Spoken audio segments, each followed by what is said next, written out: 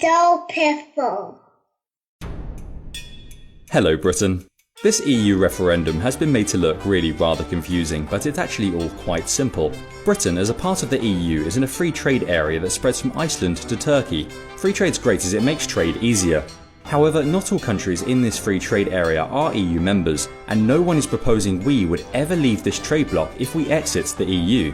Least of all Germany, who earns billions selling us their cars. Britain voted to join the EEC back in 1973 when it looks like regional trade blocs were the future. This was long before the internet or mass container shipping, and the Soviet Empire was in full swing.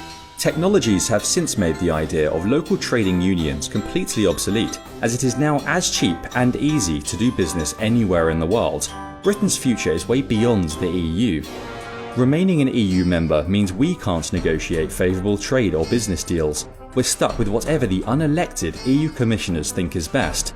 In the past decade, our trade with the EU has fallen from 55% to 45%, and this idea that we must merge our political institutions for the sake of this shrinking minority of our commerce is just frankly stupid. But is Britain too small to compete?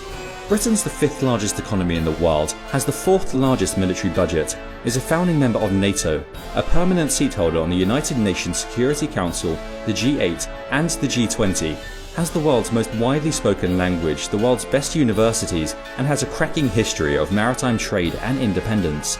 If Britain isn't big enough to compete on the world stage, who the bloody hell is? Those wanting Britain to remain in the EU are using uncertainty and doubt to spread fear.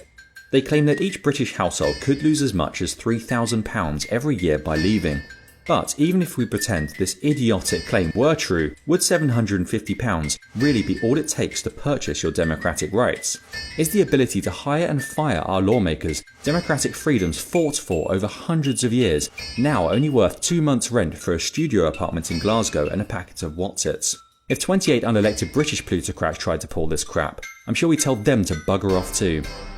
However you vote, everything is going to change. The EU Commission has made it quite clear that they are on the path to closer financial, legal and border integration.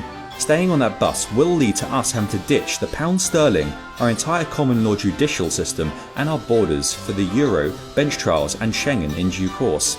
The Union is of course desperate to maintain its control, but I don't think that a few measly threats mean we need to commit our future to this authoritarian regime. Besides, we have been getting on wonderfully well trading, emigrating to and allying with other countries without needing to give their governments control over our laws.